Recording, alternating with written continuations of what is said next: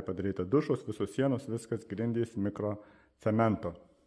Taip pat visas šitas plotas bus padengtas mikrocemento, ant jo bus daug vaikščiojimo, vaikščios klientai, patys vaikščiosim, todėl realiai galėsim susipažinti, pamatyti, kaip jisai dėvisi, kaip jis prisižiūri, ne tik tai iš nuotraukų internete. Toliau bus dekoratyvinių dažų atskiros vietos, yra ruošiama lyginamos sienos, toliau bus ir travertino, ir marmurino, kalkiniai tinkai, įvairūs atskiri dekorai. Tai maloniai lauksime dizainerių, dekoratorių, apdailininkų, šiaip žmonių, kuriems įdomu kurti, kurie nori gyventi gražiai.